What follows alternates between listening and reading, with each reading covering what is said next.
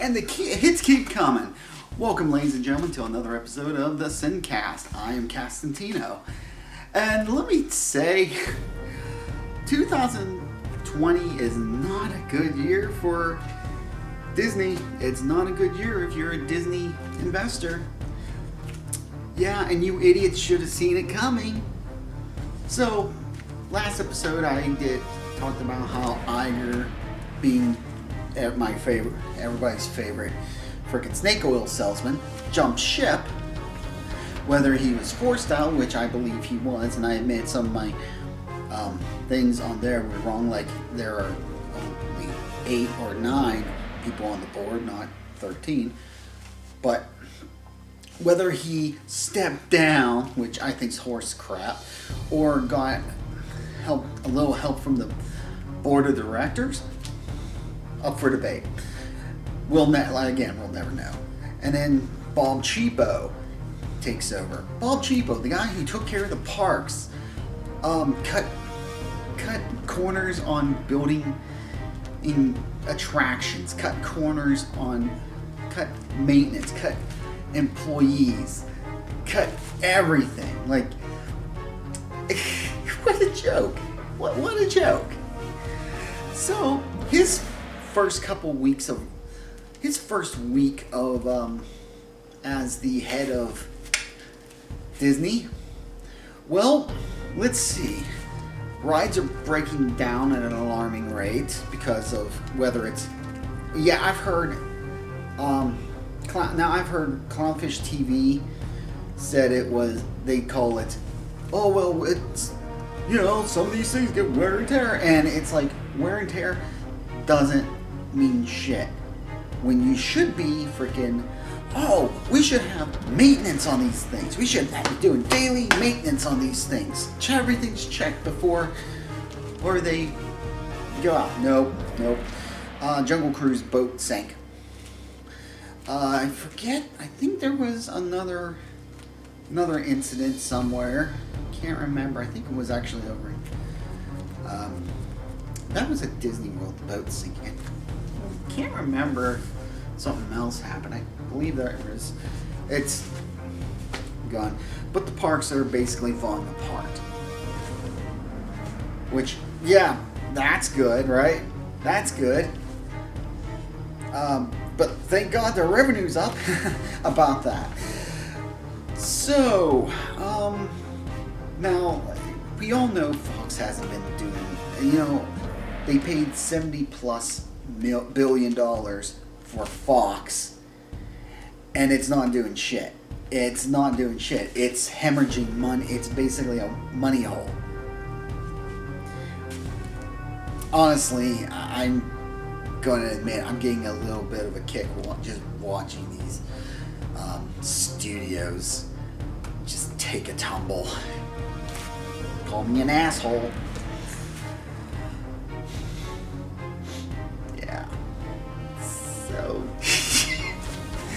So we now let's get to the other thing about Disney. So Disney's got a movie coming out this month,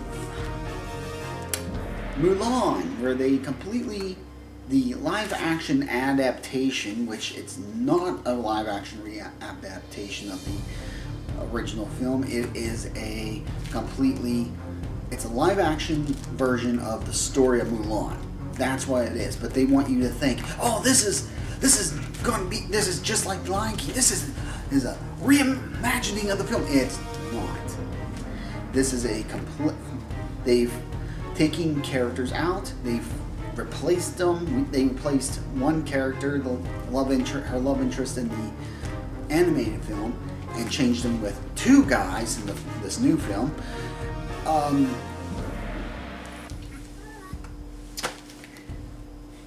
So they made it brought in a ton of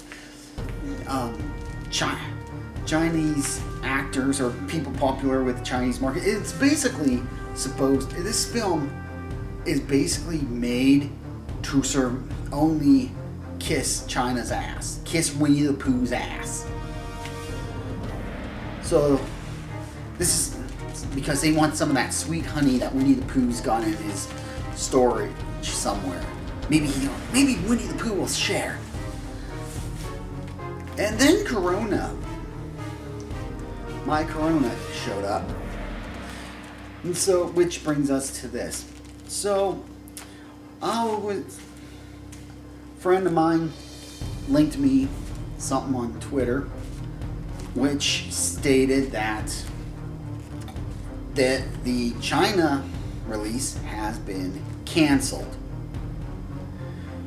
Looking this up, I didn't find anything that said canceled.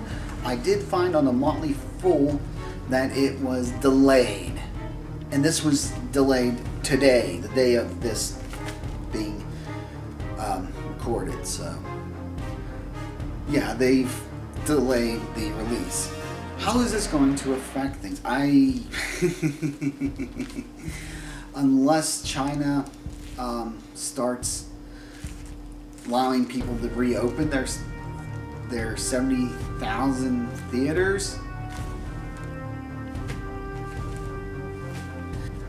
But, Disney, Hollywood's all about that China money, that Winnie the Pooh stash. So, what do you want?